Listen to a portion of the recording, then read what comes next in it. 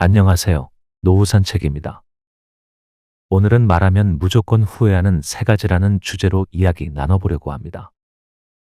살아가면서 그때 왜 그 말을 했을까 하고 후회해 본 적 누구나 한두 번은 있을 겁니다. 특히 나이가 들수록 인간관계의 소중함을 더 깊이 느끼게 되면서 말의 무게가 더욱 크게 다가오죠. 오늘 소개할 세 가지는 누구나 공감할 만한 이야기일 거예요. 첫 번째는 바로 화날 때 내뱉는 말입니다. 화가 나면 마음속에 있던 감정이 그대로 입 밖으로 튀어나오는 경우가 많죠. 순간의 감정에 휩싸여 내뱉는 말은 때로는 칼보다 더 아플 수 있습니다. 특히 가까운 가족이나 친한 사람에게 내뱉는 말은 더 큰 상처가 되곤 하죠. 평소에는 절대 하지 않을 말도 화가 나면 거침없이 나와버릴 때가 있습니다. 70대 초반의 김영수 씨는 40대 아들과 말다툼을 하던 중에 내가 그래서 안 되는 거야 라는 말을 해버렸습니다. 당시 김 씨는 아들이 회사에서 실수로 곤란을 겪었다는 이야기를 듣고 조언을 해줘야겠다는 생각에 아들에게 몇 가지 충고를 했습니다. 하지만 아들은 피곤한 얼굴로 대화를 피하려고 했고 김 씨는 점점 화가 나기 시작했습니다. 참으려고 했지만 결국 그 한마디가 툭 튀어나온 겁니다. 그 말을 듣자마자 아들은 얼굴이 굳더니 말없이 방으로 들어가 문을 쾅 닫았습니다. 김 씨는 순간 아차 싶었지만 이미 엎질러진 물이었습니다. 그날 이후 두 사람의 대화는 한동안 단절되었습니다. 김 씨는 몇 번이나 아들 방 앞에 서서 문을 두드릴까 말까 고민했습니다. 문고리를 잡고 돌릴까도 했지만 쉽게 용기가 나지 않았습니다. 아들에게 미안하다고 말하고 싶었지만 평생 아버지의 권위를 지키며 살아온 김 씨에겐 그게 결코 쉬운 일이 아니었습니다. 며칠 후 아내가 중재에 나서 당신도 아들한테 사과해. 그 말이 얼마나 상처가 됐겠어라고 말했습니다. 김 씨는 그제야 어렵게 아들에게 다가가 아빠가 말이 좀 심했지. 미안하다고 털어놓았습니다. 아들은 한동안 침묵하다가 알았어라고 대답했습니다. 김 씨는 그 순간 가슴이 뻥 뚫리는 느낌이었지만 여전히 그날의 일이 가끔 떠오르며 마음 한구석이 무겁다고 말했습니다.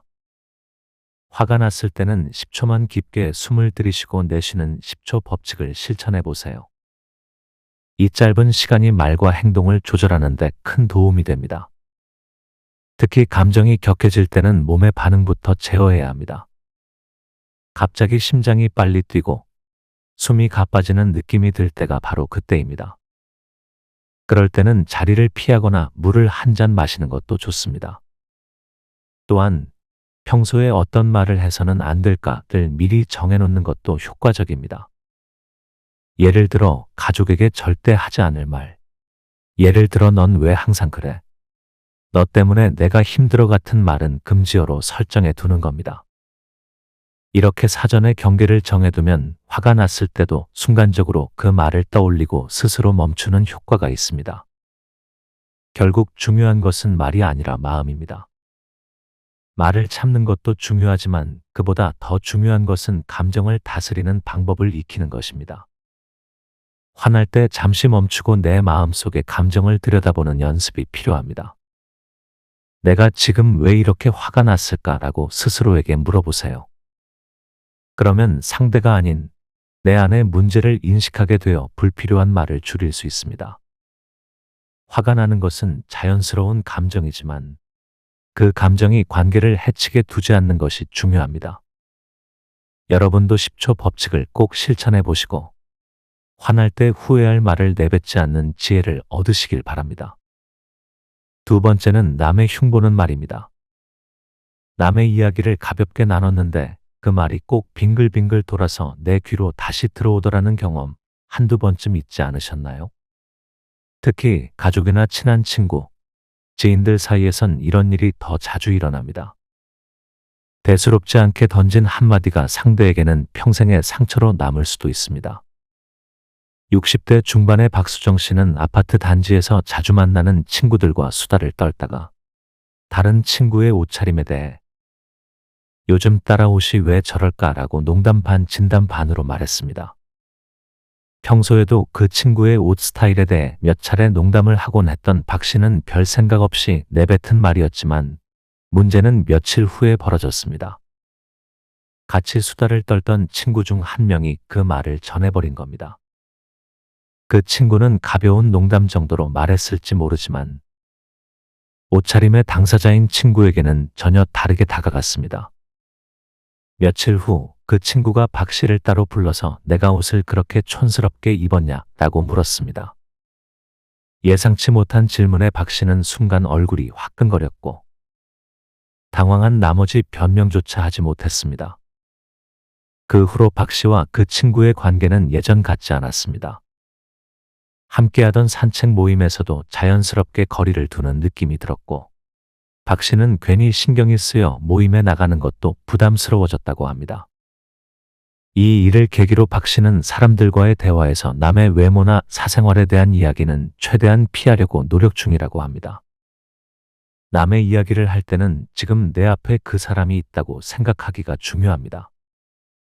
말이란 것이 한번 입 밖으로 나가면 다시 주워 담을 수 없다는 걸 우리는 잘 알고 있습니다.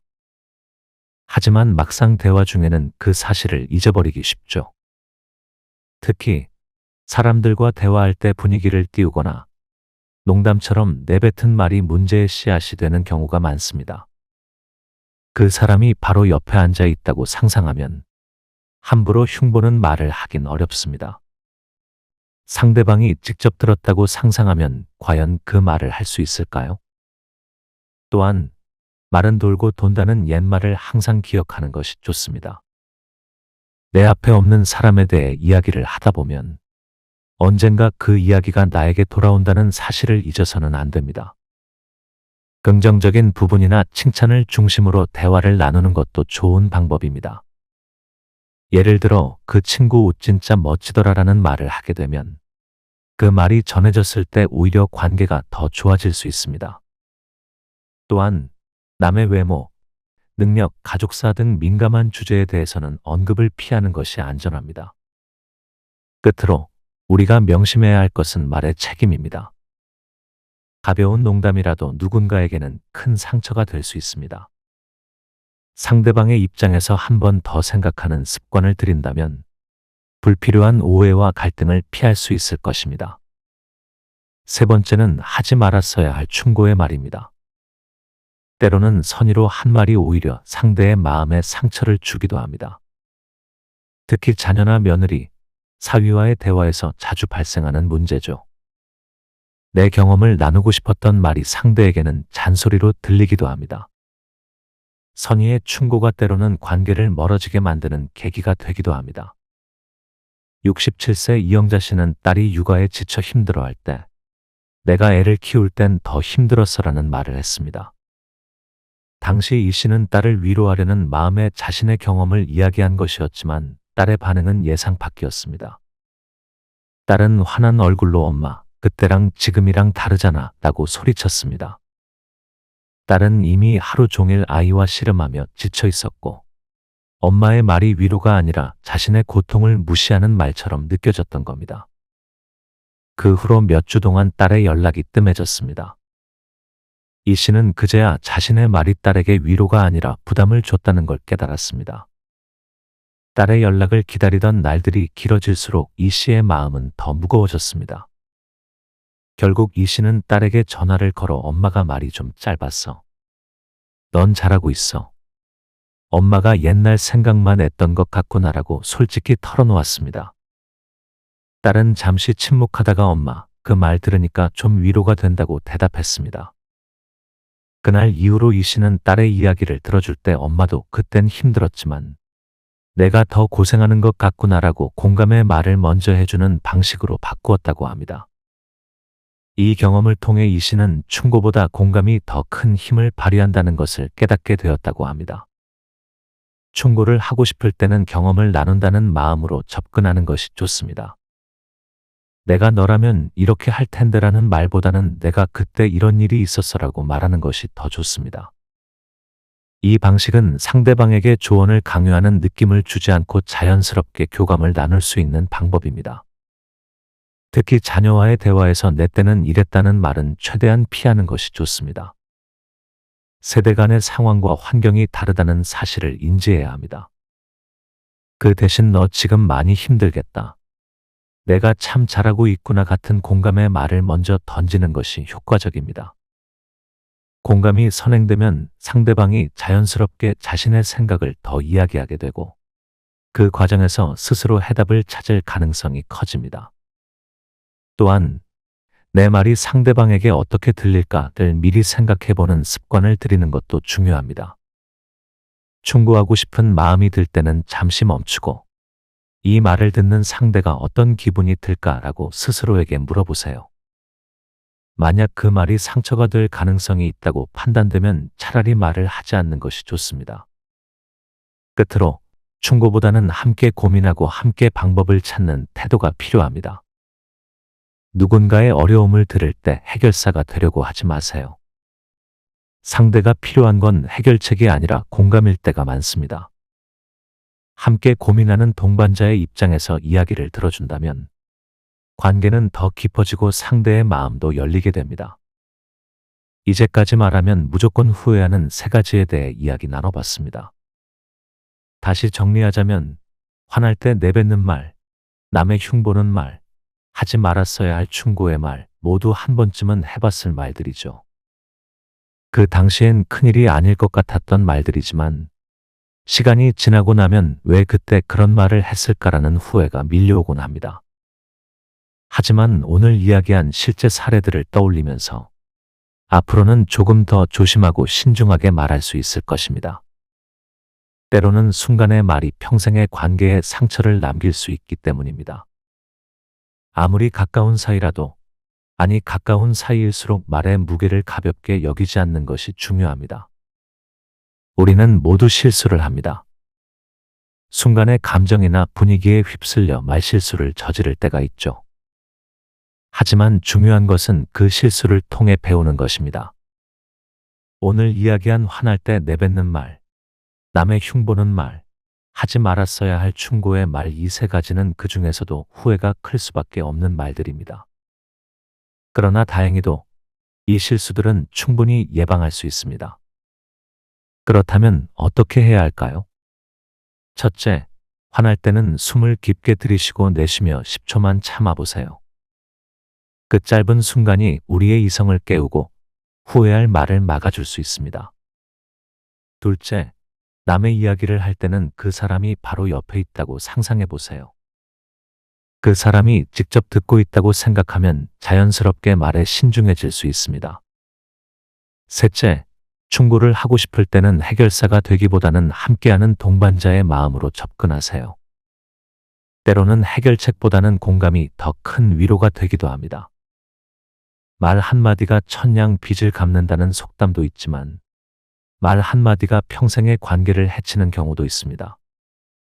말은 눈에 보이지 않는 칼과 같아서 상처를 내고 나서야 그 깊이를 알게 됩니다. 특히 가까운 사람일수록 더 신중해야 하는 이유가 바로 여기에 있습니다. 오히려 가까운 사이일수록 편해서 믿어서 더 쉽게 상처를 주는 말이 나오기 마련이니까요. 오늘의 이야기가 여러분의 대화에 작은 도움이 되었으면 좋겠습니다. 말을 잘한다는 것은 단순히 유창하게 말하는 것이 아니라 상대의 마음을 헤아릴 줄 아는 것입니다.